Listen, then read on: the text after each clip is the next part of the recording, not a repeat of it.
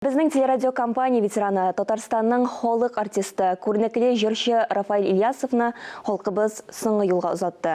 Аңа 81 еш еді. Рафаэль Ильясов бары біздің көңілінде ашық, ұлы жанлы кіші, қабатланмас мұңлы тауышлы халық жүршісі болып қалыр.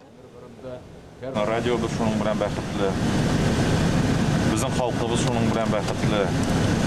50 мыңнан артық жырлар yazması var fondumuzda.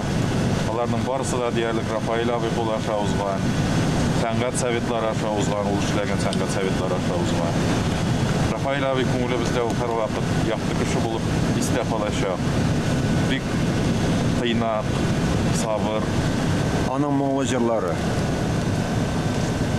anı səhnəyə çıxıb zalını jılatqanları, dərtlənənləri, barısı da istər. Elbette o büyük artisti. Elbette o büyük talantlı kişi. Hem özünüz biləsiniz, büyük edepli kişi. Өзіміздің кіші еді. Мына коллективдің хөрмәтлі кішісі еді.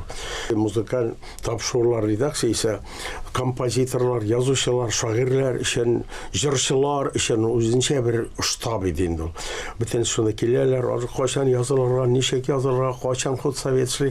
Шул вақытта худсоветінің составындағы яңартып тұрып, бұл талапшан кішілер білен топлы едік. Міне жыллар бойы шушы яқшы жырлар, матур жырлар, тыңлап туймаслық жырларны дан шундай зор фонд топланды. Біздің бүгінгі музыкал тапшыруларының программаларының халық жарата екен, шул вақытта топланған жырлардан тізілеу.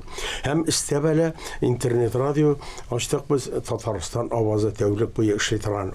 Оны да халық бек жаратып білгірді, шынки шушы классикадан. Халықның мұңы жаратайды, өзін аның мұңын халық жаратайды. Шоң көрі ол халық мәхәббәті лауреаты дәрежесіне ерсенді.